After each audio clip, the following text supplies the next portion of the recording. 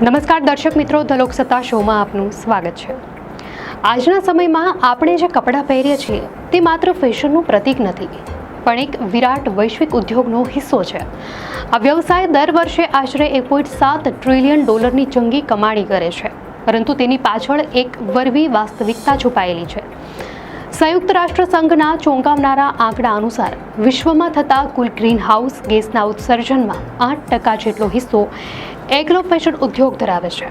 ખાસ કરીને ફાસ્ટ ફેશનના નામે જે સસ્તા અને ડિસ્પોઝેબલ કપડાનો ટ્રેન્ડ વધ્યો છે, તેણે પ્રદૂષણના ગ્રાફને ચિંતાજનક સ્તરે પહોંચાડી દીધો છે। કાપડના ઉત્પાદનનું ચક્ર પૃથ્વીના દરેક ખૂણે માઠી અસર પહોંચાડે છે। કપાસના ખેતરોમાં વપરાતા ઝેરી જંતુનાશકોથી માંડીને પોલિએસ્ટર બનાવવા માટે વપરાતું ખનિજ તેલ, કપડાને રંગવા માટે વપરાતા કેમિકલ્સ અને ફેક્ટરીઓ ચલાવવા માટે વપરાતી અઢળક વીજળી, અંતે જ્યારે આ કપડાં કચરામાં ફેંકવામાં આવે છે ત્યારે તે ટનબંધ બિન વિઘટનક્ષમ કચરો પેદા કરે છે। આ ગંભીર સમસ્યા અંગે ચેતવણી આપતા લંડનના મટીરિયલ સાયન્ટિસ્ટ પ્રોફેસર માર્ક મિયોડોવનિક કહે છે કે જ્યારે તમે $7નું સસ્તું શર્ટ ખરીદો છો ત્યારે તેની વાસ્તવિક કિંમત માત્ર તમારા પૈસામાં નથી હોતી, પરંતુ જે નુકસાન ધરતીએ ભોગવવું પડે છે તેમાં પણ હોય છે। આપણે અજાણતા જ આપણા મહાસાગરો અને વાતાવરણને બરબાદ કરી રહ્યા છીએ। જો એક ટી શર્ટની સાચી કિંમત $54 જેવી વાસ્તવિક રખાય, જેમાં પર્યાવરણના નુકસાનનો પણ સમાવેશ થતો હોય, તો કદાચ લોકો કપડાનો આડેધડ વપરાશ ઘટાડશે। જો કે આ સંકટની વચ્ચે જ આશાના નવા કિરણો દેખાઈ રહ્યા છે। સેકન્ડ હેન્ડ કપડાની લોકપ્રિયતા વધી રહી છે અને વૈજ્ઞાનિકો હવે એવા મટીરિયલ્સ શોધી રહ્યા છે જે કુદરતને નુકસાન ન પહોંચાડે। આ દિશામાં સૌથી ક્રાંતિકારી ટેકનોલોજી 3D પ્રિન્ટિંગ છે। કલ્પના કરો કે ભવિષ્યમાં તમારે દુકાને જવાની જરૂર નહીં પડે, પણ તમે ઘરે બેઠા જ તમારા માપનું ટી શર્ટ પ્રિન્ટ કરી શકશો।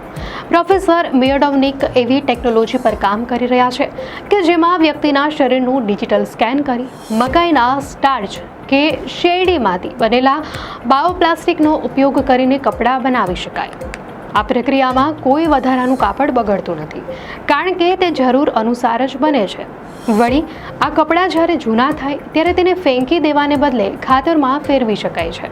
આ ટેકનોલોજી માત્ર ફેશન પૂરતી સીમિત નથી, તેમાં એવા સેન્સર અને હલનચલન માટે સહાયક સાધનો ઉમેરી શકાય છે કે જે કરોડરજ્જુની ઈજા કે સ્નાયુઓની નબળાઈ ધરાવતા લોકોને ચાલવામાં કે ખુરશી પરથી ઊભા થવામાં મદદરૂપ થઈ શકે।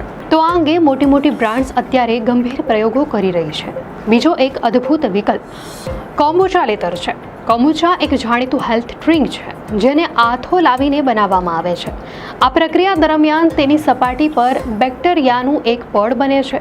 જો આ પડને કાઢીને યોગ્ય રીતે સાફ કરી સૂકવવામાં આવે તો તે પ્રાણીઓના ચામડા જેવું મજબૂત અને ટકાઉ મટીરિયલ બને છે। ડૉક્ટર જોન વુડના મતે આ મટીરિયલ ગાયના ઉછેર કરતા પર્યાવરણ માટે વધુ સુરક્ષિત છે અને તે અકસ્માત સામે રક્ષણ આપે તેટલું ઘર્ષણ પ્રતિરોધક પણ છે। તેની સૌથી મોટી ખાસિયત એ છે કે તે સંપૂર્ણ વિઘટનક્ષમ છે। માત્ર 2 અઠવાડિયામાં તે માટીમાં ભળી જાય છે। જો કે તે કુદરતી રીતે વોટરપ્રૂફ નથી, પણ મીણ કે નેચરલ ઓઇલની મદદથી તેને વરસાદમાં ટકી શકે તેવું બનાવી શકાય છે। આ સિવાય ત્રીજો મોટો બદલાવ સીવીડ એટલે કે દરિયાઈ શેવાળમાંથી આવી રહ્યો છે। શેવાળને સૂકવીને તેના પલ્પમાંથી જે રેસા બને છે તેને કાંતીને કાપડ વણી શકાય છે। તો અમુક આંતરરાષ્ટ્રીય બ્રાન્ડ્સે આ મટીરિયલમાંથી કપડાં બનાવવાનું શરૂ પણ કરી દીધું છે। દરિયાઈ શેવાળનો ફાયદો એ છે કે તે ઉગાડવા માટે મીઠા પાણી, જમીન કે જંતુનાશકની જરૂર નથી પડતી। તે પાણીમાં ઉગીને ઉલટાનું કાર્બન ડાયોક્સાઇડને શોષે છે।